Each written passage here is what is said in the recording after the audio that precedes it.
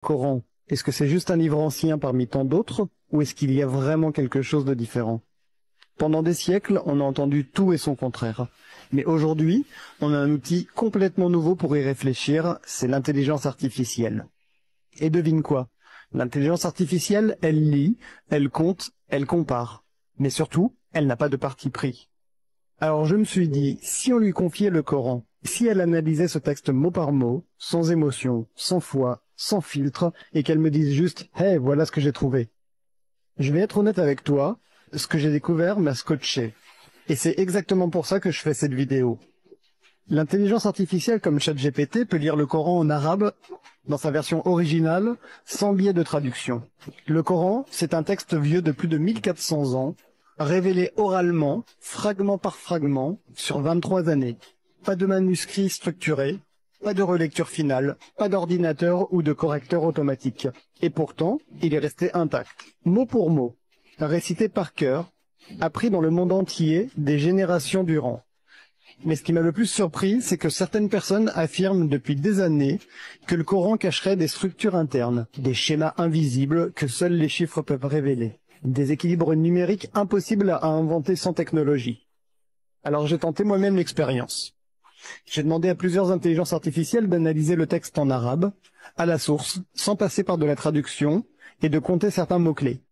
L'objectif, c'était de voir si les fameuses structures numériques étaient réelles, ou si c'était juste des légendes. Et là, bam, l'IA me sort des résultats fous. Des mots opposés qui apparaissent exactement le même nombre de fois. Des thèmes récurrents, parfaitement équilibrés. Et même des notions spirituelles alignées sur des cycles naturels. Le plus étonnant, c'est que l'IA elle-même m'a dit les probabilités que ce soit un pur hasard sont extrêmement faibles.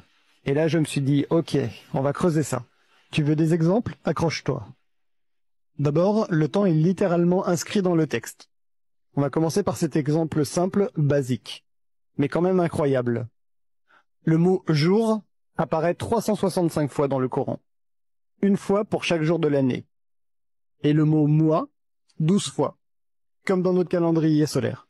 Mais attends, c'est pas fini. Voici des paires parfaitement équilibrées. Le mot « vie » et le mot « mort » apparaissent 145 fois chacun.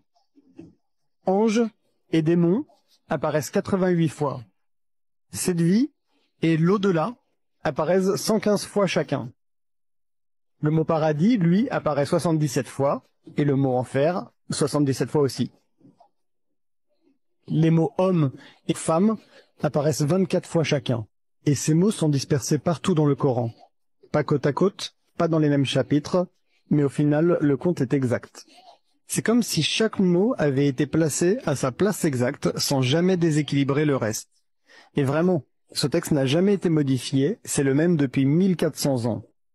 Maintenant, si on prend un autre exemple, avec Jésus et Adam, c'est le miroir parfait. Dans la sourate 3, verset 59, le Coran dit « Pour Dieu, Jésus est comme Adam, il l'a créé de poussière ». Ce verset établit une comparaison directe entre les deux. Jésus n'est pas décrit comme un être divin, mais comme une création de Dieu, tout comme Adam avant lui. Et là, un détail m'a frappé. Dans tout le Coran, le nom de Jésus est cité 25 fois, et Adam aussi 25 fois. Pas 24, pas 26, 25 tout pile. Ce n'est pas forcément une symétrie autour de ce verset précis, mais c'est un équilibre global qui colle parfaitement à ce que le verset exprime. Jésus est comme Adam. Et même si ces mentions sont dispersées dans des chapitres différents, le fait que le texte les équilibre exactement reste intriguant. Surtout dans un texte aussi ancien. Est-ce que c'est voulu? Est-ce que c'est un hasard? Je ne sais pas. Mais l'IA, elle, ne trouve aucune raison logique pour que ça tombe aussi juste, si ce n'est que c'est le cas, et que c'est réel. Maintenant, parlons des proportions de la mer et de la terre. Là, on entre dans ce que j'appelle les chiffres qui bluffent. Le mot mer est cité 32 fois, le mot terre, lui, est cité 13 fois. Au total, ça fait 45 mots. Maintenant, fais le calcul. 32 divisé par 45 est égal à 71,1%. 13 divisé par 45, ça fait 28,9%. Et ça correspond exactement à la répartition d'eau et de terre sur notre planète. Et on parle d'un texte révélé au 7e siècle, bien avant la science moderne, les satellites, les mesures précises. L'IA a estimé que la probabilité d'un tel résultat par pur hasard est de 1 sur 100 000. Autrement dit, c'est comme lancer un dé à 100 000 faces et tomber directement sur le bon chiffre. Est-ce que c'est humainement possible? C'est la question que j'arrête pas de me poser. Est-ce qu'un homme, au 7e siècle, sans ordinateur, sans calculette, sans logiciel de traitement de texte, aurait pu composer un texte oral révélé sur 23 ans, avec des symétries précises, des équilibres logiques, des statistiques exactes? Le tout sans jamais se tromper. Sans édition, sans correction. Juste en récitant, dans des contextes changeants, parfois urgents, parfois émotionnels. Et maintenant, même aujourd'hui, avec tous nos outils, personne n'a réussi à créer un texte comparable. C'est comme assembler un puzzle géant, à l'aveugle pendant 23 ans, et découvrir à la fin que tu as construit une horloge suisse